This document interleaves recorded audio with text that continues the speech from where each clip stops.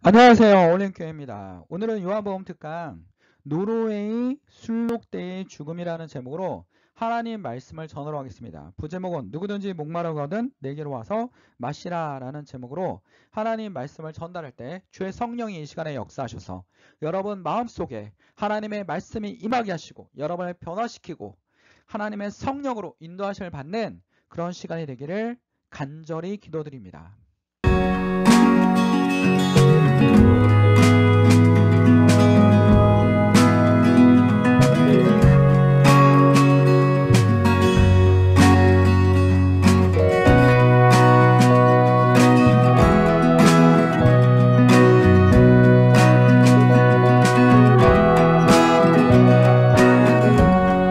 자, 2016년 8월 31일 날 이런 기사가 떴습니다. 노르웨이 순록 떼죽음. 한꺼번에 300마리가 넘는 노르웨이에서 툰드라 지역이죠. 툰드라가 뭡니까? 언땅입니다. 언땅. 이 언땅이라는 지역에 한대 기후 지역에서 1년에 한 번씩 녹아지는 땅을 우린 툰드라라 하는데 300마리가 넘는 순록이 감전사로, 그러니까 벼락을 맞아서 죽었습니다. 세상에 이런 일이 기사를 띄우면서 이런 일이 있을까라고 하면서 굉장히 언론은 띄웠습니다. 근데 사람들은 뒷얘기를 잘 모르는 것 같습니다. 이 뒷얘기가 뭐냐면 노르웨이 순록이 엄청나게 많이 죽었는데 논쟁이 벌어졌습니다. 사람들이 막 논쟁을 한 겁니다. 뭐라고 했냐면 이 시체 다 치워야 된다. 안 치우면 막 쥐떼가 몰려오고 막 환경이 오염되고 해서 질병들이 퍼져나갈 것이다 라고 얘기를 했습니다. 그래서 막 치워야 된다. 근데 숲관리단체에서 뭐라고 했냐면 환경단체에서 뭐라고 했냐면 자연에 맡긴다. 자연에 맡긴다. 인간은 자연에 간섭하지 않는다. 라고 하면서 그냥 놔뒀습니다. 근데 엄청난 언론의 비판을 받았습니다. 근데 과학자들이 가서 무슨 현상이 일어날까 하면서 연구를 했습니다. 3년 동안 연구를 했는데 정말 놀라운 일이 일어났습니다. 순록대의 죽음 뭘 얘기합니까? 뭘 얘기하냐면 한 단어로 얘기하면 생명입니다. 생명을 얘기하고 있습니다. 순록이 죽었는데 왜 생명입니까? 라고 물어본다면 순록이 죽음을 말미암아 쥐떼가 몰려오는 게 아니라 무슨 일이 벌어졌습니까? 여우, 까마귀, 독수리들이 몰려와서 자기네 배를 채웠고 그 배를 채움으로 멀리 퍼져나가서 그들은 여러 곳에 배설을 하기 시작했습니다. 우린 배설물을 굉장히 쓸모없는 존재라고 여기지만 자연에서는 굉장히 중요합니다. 이 배설물이 나가서 뭐 했겠습니까? 생물의 거름이 되고 다른 식물들이 자라났습니다. 많은 식물들이 자라나니까 그 식물들을 통해서 또 동물들이 어떻게 합니까? 먹을 수 있는 식량이 만들어진 겁니다. 먹이 사슬이 계속 이어나간 겁니다. 그리고 식물들이 자라고 많은 생명들이 이 땅에서 더 퍼져나갈 수 있었다라는 겁니다. 과학자들은 뭐라고 얘기합니까? 3년 동안 연구하고 나니까 자연은 경이롭다라는 겁니다. 이게 누구의 섭리입니까? 하나님의 섭리입니다. 스스로 자연은 돌아갈 수 있도록 하나님께서 만들어 놓으신 겁니다. 이 놀라운 섭리, 지구에서만 볼 수 있는 이 놀라운 섭리. 자, 분명히 이 벼락도 자연현상이었고 노래의 죽음도 자연현상으로 죽었습니다. 사고로 인해서 죽은 게 아닙니다. 인재도 아니었습니다. 자연에 맡겨보았습니다. 자연이 알아서 이 엄청난 일을 다 벌었다는 겁니다. 그리고 순록에 300마리 넘는 순록이 죽었지만 더 많은 생명을 얻어가 지구에 더 많은 생명을 어떻게 퍼뜨렸다는 겁니다. 이 놀라운 경이로 누구의 섭리였습니까? 하나님의 섭리였습니다. 오늘 요한복음에 보면 자 요한복음 7장 30절에서 39절에 보면 자 명절 끝날이라고 했습니다. 자 7장에 말하고 있는 건 뭐냐? 요한복음의 저자가 7장에 초막절을 강조하고 있습니다. 여러분 초막절. 2절에도 보면 그렇습니다. 세 번역으로 보면 그런데 유대 사람의 명절인 초막절, 유월절, 오순절, 초막절 유대인의 3대 명절 아닙니까? 오순절은 여러분 그리스도교와도 관련이 있죠. 바로 성령 강림절입니다. 근데 유월절, 오순절, 그 다음에 뭡니까? 초막절이 굉장히 중요합니다. 명절 끝날 곧 큰 날에 예수께서 서서 외쳐 이르되 예수님이 어떻게 성전에서 사람들에게 가르쳤습니까? 서서 외쳐서 중요하기 때문에 예수님이 크게 외쳐서 사람들에게 가르쳤다라는 겁니다. 누구든지 목마르거든 내게로 와서 마시라. 여러분, 초막절이 무슨 날입니까? 초막절이. 초막절은 이집트에 탈출한 이스라엘 사람들이 40년 동안 광야에서 장막 생활한 것을 기념하기 위한 유대인의 명절입니다. 텐트 생활했다는 겁니다. 요즘 캠핑이 유행하니까 다 텐트 치고 뭐 캠핑촌에 가 있지 않습니까? 그런 것처럼 여러분, 이 유대인들이 광야에서 40년 동안 뭐 했습니까? 텐트 생활을 했다라는 겁니다. 이 텐트 생활을 하면서 뭐 했습니까? 이들에게 가장 중요한 거, 광야에서 가장 중요한 게 뭡니까? 물입니다. 물. 모세가 반석을 키니까 물이 흘러나왔습니다. 생명수입니다. 생명을 흘러나오게 했습니다. 예수님께서 누구든지 목마르거든 내게로 와서 마시라 라고 얘기하고 있습니다. 나를 믿는 자는 성경의 이름과 같이 그 배에서 생수의 강이 흘러나오리라 하시니, 이는 그를 믿는 자들이 받을 성령을 가리켜 말씀하신 것이라. 성령이 여러분에게 임하시면 여러분은 어떻게 됩니까? 변화된다라는 겁니다. 변화됩니다. 여러분이 뭐가 됩니까? 생명이 됩니다. 여러분이 뭐가 됩니까? 살아있는 사람이 되는 겁니다. 죽었던 영혼들이 살아나는 겁니다. 죽었던 나의 심리가 어떻게 됩니까? 무너져 있고 세상에 치여 있고 진짜 세상에 전쟁했고 아니면 세상에서 내가 너무나 악한 짓을 많이 했고, 기독교인들도 거의 똑같은 생활을 하지 않습니까? 회사에 나와선 절대로 밀리면 안 돼. 잘못을 인정하면 안 돼. 온갖 거짓말과 피해의식으로 가면을 쓰고서 어떡합니까? 난 피해자야. 난 약자야. 난 그런 적이 없어. 이러면서 우리의 거짓을 얘기하지 않습니까? 그래서 살아남고 그것을 통해서 이익을 취하려고 합니다. 인간의 심리입니다. 이 악함이 기독교인들도 삶을 살아가면서 똑같이 따라하고 있다는 겁니다. 세상을 믿는 사람들과 똑같이 행동하고 있다는 겁니다. 교회 안에서도 똑같은 행동이 이루어지고 있다는 겁니다. 교회 안에서도 계급주의 의식을 가지고 살아가고 있다는 겁니다. 그게 우리의 모습입니다. 근데 우리가 누굴 만나야 됩니까? 이런 우리의 악한 마음, 연약한 마음, 우울증에 막 시달리고, 갑자기 막 분노에 차 있고, 이런 모든 마음을 누구한테 맡겨야 됩니까? 예수 그리스도에 맡겨야 됩니다. 성령께서 여러분을 치유해 주실 겁니다. 그러면 진정한 여러분에게 뭐가 들어갑니까? 생명이 들어가는 겁니다. 아까 예화를 들지 않았습니까? 300마리가 넘는 술록이 죽었습니다. 이 죽음은 뭘 뜻합니까? 이 죽음은 생명을 뜻합니다. 더 많은 생명이 살아날 수 있었던 놀라운 일이 벌어졌다는 겁니다. 예수님이 얘기하지 않습니까? 자꾸 이해할 수 있도록 얘기해 줍니다. 내가 양이다. 내가 희생양이다. 그래서 이 초막절에 예수님의 형제들도 막 얘기하지 않습니까? 7장에 보면 2절에서 5절에 보면, 그런데 유대 사람들의 명절이 초막절에 가까웠으니 예수의 형제들이 예수께서 말하였다. 형제들이 꽤 많았어요. 4명 정도 있었고 남자 형제가, 여자 형제는 2 이상인 것 같습니다. 누이들이라고 기록되어 있기 때문에 2 이상이 맞습니다. 그러니까 최소 6명입니다. 최소 6명. 누나 2, 여동생이든 누이든 2에, 예수님이 첫째니까 여동생이 2이고 나머지 동생 4명입니다.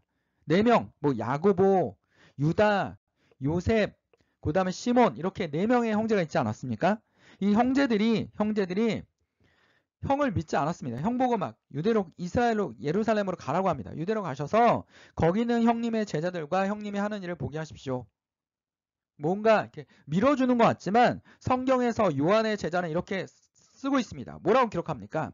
예수의 형제들까지도 여기 나오지 않을까? 예수를 믿지 않았기 때문입니다. 예수의 형제들도 예수를 믿지 않았습니다. 예수님이 몸소 보여주지 않습니까? 뭘 보여주고 있습니까? 여러분에게 뭘 보여주고 있냐면, 예수님이 내가 교회 생활을 하다 보면 가족들이 도움이 안 될 수도 있습니다. 친구가 도움이 안 될 수도 있습니다. 특히 가까운 친척이나 가족이 나에게 방해가 될 수 있습니다. 뭐 새벽 예배 가면 남편이 싫어할 수도 있고, 그럼 같이 가라고 자꾸 얘기하게 되지 않겠습니까? 그래, 나 새벽 예배 가면 같이 가. 기도할 때 같이 기도해. 하나님과 대화를 해야지, 뭐 이러면서 얘기할 수 있지 않겠습니까? 뭐 성교여행이나 수련회 간다면 부모님들이 당연히 믿지 않으시면 반대하겠죠. 요즘은 교회에서 사건 사고도 많지 않습니까? 교회 목사님들이 모범이 돼야 되는데, 교회 목사님들이 하나님을 믿고 있는지 모르겠지만 뭘 하고 있습니까? 범죄를 저지르고 있지 않습니까? 교육 목사가 막 선언, 막 마음이 아픕니다. 나는 이게 뭐 하는 짓인지, 응? 마음이 아픕니다. 저도 그런 사람이 될 수 있습니다. 그리고 막 목사님들도 이권을 지키기 위해서, 부목사들도 이권을 지키기 위해서 유능한 사람 들어오는 거 싫어하고, 막 이러지 않습니까? 뭔가 잘 나간 사람 있으면 싫어하고, 이런 것도 좀 있습니다. 없을 수가 없죠. 우리가 그렇게 그런 마음이 있더라도 하나님 앞에 뭐 해야 됩니까? 회개하고 자복하고 하나님 저를 관리해 주십시오라고 얘기되지 않겠습니까? 하나님의 사명이 없으면 신학대학을 가지 마십시오. 신학을 하지 마십시오. 아무나 하는 것이 아닙니다. 하나님의 사명과 성령의 인도하심을 받는 사람이 하는 겁니다. 서울대 나왔다고, 연대 나왔다고 뛰어난 교사라고 목사가 되는 게 아닙니다. 하나님이 쓰시는 사람. 당연히 뭐 뛰어난 사람일 수도 있습니다. 사도 바울처럼. 굉장히 학문적으로 뛰어난 머리를 가지고 있는 재능파였습니다. 그리고 지도자있지 않습니까? 하나님 쓰시지 않습니까? 또 베드로처럼 무식한 업을 수도 있는 겁니다. 그러나 하나님을 뭘 보십니까? 중심을 보시는 겁니다. 중심을 보는 앞에 있어야 됩니다. 죄를 짓고 술을 마시고 방탕할 거면 아예 신학대학을 가지 마십시오. 그게 하나님에게 덕이 되는지 유익한지 생각해 봐야 되는 거 아닙니까? 깊이 있게 생각하고 하나님께 어떻게 할지를 간절히 기도해 보십시오. 아무나 막 선교사하고 아무나 목사하고 이러니까 이게 역효과가 나지 않습니까? 여러분 예배는 뭐 하시는 겁니까? 예배는 하나님을 위해서 드리는 겁니다. 예배는 하나님을 위해서 드리는 거지 사람을 위해서 드리는 게 아닙니다. 가끔 예배가 누구의 축하 예배 이게 예배입니까? 그냥 축하회를 갔던지 하나님에게 드리는 예배입니다. 사람을 위한 것이 아닙니다. 하나님을 위한 하나님께 온전히 드리는 게 예배입니다. 예배는 오로지 하나님만 나타나야 됩니다. 하나님의 말씀을 전달하는 거지 하나님 말씀 속에서 하나님과 어떻게 하면 우리가 성령의 인도하심을 받을까 하나님의 복음을 전할까 이런 거에 대해서 얘기를 하는 겁니다. 이게 바로 예배입니다. 하나님과 기도하는 겁니다. 기도할 줄 모르면 제가 뭐라고 했습니까? 주기도문을 외우십시오. 주기도문. 다만 악에서 구하옵소서. 오늘날 우리에게 일용할 양식을 주신 것처럼 우리가 죄 지은 자를 사하여 준 것 같이 우리 죄를 사하여 주옵시고 얼마나 좋습니까? 매일매일 하나님께 자복하고 회개하고 하나님 앞에 낮아지는 그런 마음이 우리를 어떻게 합니까? 하나님이 여러분 손을 붙드실 겁니다. 붙드실 겁니다. 자, 여기에 예수님에 대한 말이 많았습니다. 뭐 형제 자매하는 7장을 딱 보면 뭐가 있냐면 바리새인과 제사장들 예수님이 계속 설교를 하니까 이 사람이 그리스도다라고 말하는 사람들이 있었다. 그러나 더러는 이렇게 말한다. 갈릴리의 그리스도를 알 수 있을까? 예수님에 대해서 정확히 알지도 못하는 겁니다. 근데 떠드는 겁니다. 저 갈릴 사람 아니냐? 가나안 혼인잔치에서 봤다. 성경은 그리스도의 다윗의 후손 가운데 날 것이요. 또 다윗이 살던 마을 베들레헴. 예수님 어디서 태어났습니까? 베들레헴 마을간에서 태어나지 않았습니다. 근데 이들 마음대로 떠드는 겁니다. 예수님을 알지 못하면서 지네 마음대로 떠들고 있는 겁니다. 우리 가운데 예수 때문에 분열이 일어났다. 그들 가운데 예수를 잡고자 하는 사람도 몇 있었으나 아무도 그에게 손을 대지 못하였다. 성전 경비병들이 대제사장과 바리새파 사람들에게 돌아오니 그러니까 경비병들에게 대제사장이 예수 잡아와 그랬습니다. 예수를 잡아와. 그들이 경비를 물었다. 어찌하여 그를 끌고 오지 않았느냐? 라고 했습니다. 그랬더니 뭐라고 합니까? 경비원들이 우리가 봤던 사람이 합니다. 그 사람이 말하는 것은 그것처럼 그러니까 그 사람이 말하는 것처럼 말한 사람은 지금까지 아무도 없었습니다. 너무나 신비한 사람입니다.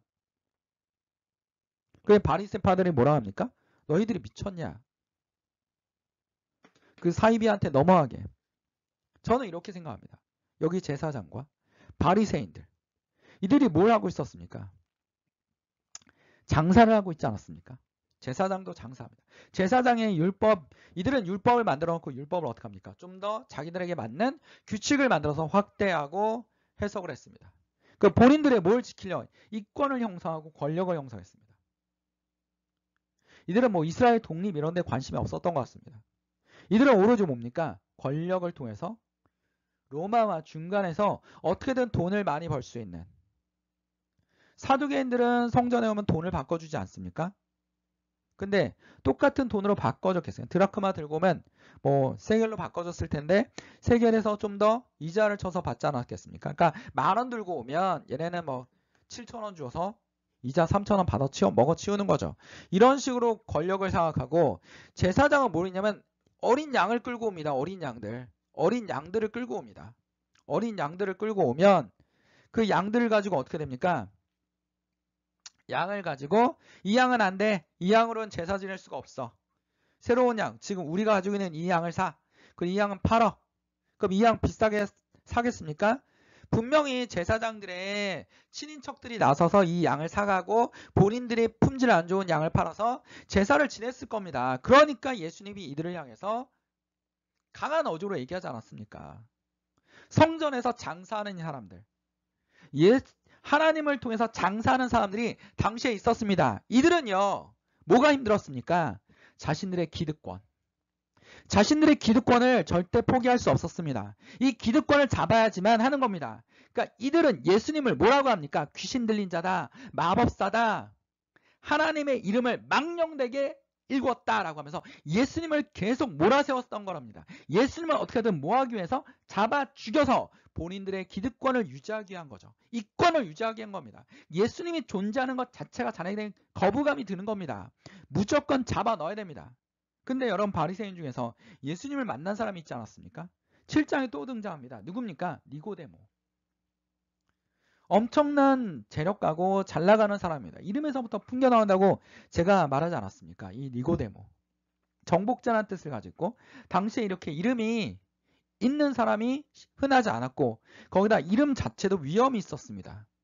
거기서 성경에서는 이 사람이 바리새인의 니고데모다라고 얘기할 정도면 대단한 인물이다라고 요한은 뭐하고 있습니까? 쓰고 있습니다. 기록하고 있습니다. 니고데모가 얘기했습니다.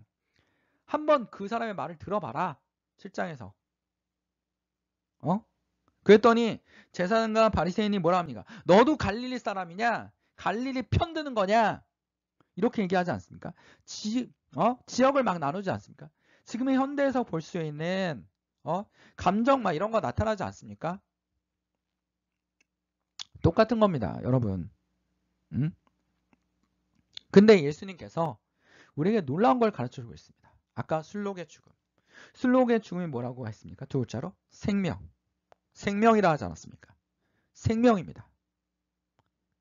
예수님은 자기를 오라. 목마른 자들은 다 내게로 오라. 내가 곧 길이요, 진리요, 생명이니. 분명히 생명이라고 말씀하고 계시지 않습니까? 어둠에 갇혀있는 사람들에게 분명히 생명이라고 말씀하고 계시지 않습니까? 우리는 경제에서 그런 용어가 있습니다. 무슨 용어가 있습니까? 저축의 역설. 저축의 역설이라는 용어가 있습니다. 저축의 역설. 원래 경제학에서 저축을 하면 좋습니까? 나쁘습니까? 좋습니다. 저축이 증가하면 투자가 증가하고, 고용이 증가하면 소득이 증가합니다. 근데 이렇게 될 줄 알았는데 이상한 일이 벌어진 겁니다. 저축이 증가하니까 반대로 소비가 감소하고 창고에 재고가 넘쳐나는 겁니다. 공장에 재고가 막 넘쳐나서 팔리지가 않는 겁니다. 그러니까 고용이 필요 있습니까? 없습니까? 고용이 필요 없습니다. 고용이 감소하고 실업자가 증가하면서 경기 침체로 간 거였습니다. 이게 바로 뭡니까? 저축의 역설입니다. 저축의 역설. 우리가 생각지도 않았던 일이 일어나는 것처럼, 술록의 죽음처럼 생각지도 않았던 일들이 일어나는 것처럼 성경에도 역설이 있습니다. 성경에서 역설이 뭡니까? 예수가 죽어야 부활이 일어납니다. 예수가 죽어야지만 부활할 수 있습니다. 예수가 죽어야지만 우리가 살 수 있습니다. 술록이 엄청나게 죽어가면서 어떻게 했습니까? 많은 생명들이 다시 이 땅에 부활한 것처럼 예수의 죽음으로 말미암아, 예수님이 스스로 술록이 되셔서 죽음으로 말미암아 많은 인류를 하나님께로 데려갈 수 있는 길을 열어주셨다라는 겁니다. 이게 바로 뭡니까? 성경의 역설입니다. 자, 예수님은 우리의 생명이 됩니다. 예수님의 죽음은, 예수님의 십자가는 우리에게 생명이 됩니다. 우리에게 빛이 됩니다. 예수님이 뭐라고 했습니까? 내 때가 이르지 않았다. 요한복음에 많이 나오지 않았어요. 형제들이 예수님 저기 유대로 가십시오 했더니 뭐라고 했습니까? 형님 유대로 가십시오 했더니 때가 이르지 않았다. 이 때가 뭡니까? 십자가 사건. 십자가 사건을 계속 얘기하고 있는 겁니다. 우리 포도주에서도 마리아 어머니가 이 사람 차인들에게 얘기하지 않습니까? 이 사람이 시키는 대로 해라. 마리아한테 뭐라고 얘기했습니까? 예수님이 내 때가 이르지 않았다. 때가 뭡니까? 십자가 사건. 십자가를 통해서 많은 사람을 살릴 수 있고 성령이 오셔서 그들에게 성령이 임하셔서 역사하고 움직이고 계시다는 겁니다. 지금 무슨 시대입니까? 성령의 시대입니다. 여러분 속에 뭐가 있어야 되면 성령의 인도하심을 받아야 됩니다. 마귀의 인도함이 아니라 성령의 인도하심을 받아야 됩니다. 시대가 지금 전환하고 있습니다. 세계사는 엄청난 전환점에 있습니다. 세계화 시대가 무너져가고 있습니다. 대립의 시대로 다시 나타나고 있습니다. 이 대립의 시대에 뭘 잡고 있어야 됩니다. 우리는 예수님을 붙잡고 있어야 됩니다. 예수님은 우리의 길이요 진리요 생명입니다. 죽음을 두려워하지 않는 믿음, 그 믿음이 무엇입니까? 바로 부활한 믿음입니다. 예수님을 위해서 희생할 수 있는 믿음, 그 믿음이 무엇입니까? 부활입니다.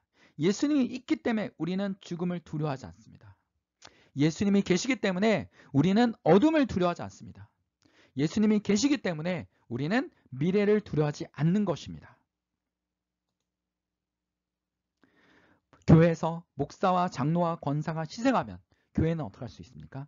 살아날 수 있습니다. 이게 바로 뭡니까? 성경의 역사입니다. 우리가 믿는 자들이 희생해야 하나님의 교회가 이 땅에 세워질 수 있습니다. 교회는 뭐로 만들었습니까? 민주주의와 교회는 피로 만들어졌습니다. 그 피는 값진 예수 그리스도의 피가 될 수 있는 것입니다.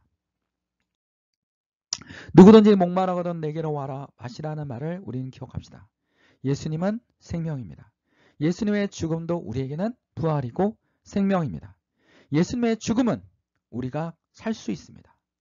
그것이 진정한 진리라는 것입니다. 기도하겠습니다. 사랑과 은혜 충만하신 하나님 아버지, 오늘 주의 말씀을 통하여 은혜를 받게 하시고 하나님의 놀라우신 은혜를 통해서 주의 희생에 감사드립니다. 예수님 십자가의 사랑에 지극히 감사드립니다. 예수님이 우리에게 주신 사랑처럼 우리도 남을 사랑하며 살아갈 수 있게 하시고 예수님의 길을 따라갈 수 있는 십자가를 지는 형제 자매 여러분이 될 수 있도록 주님 붙잡아 주시옵소서. 모든 것을 주님께 맡기오며 예수 그리스도의 이름으로 기도드립니다. 아멘. 말씀 참고 어울림교회였습니다. 하나님께 영광의 박수를 올립니다.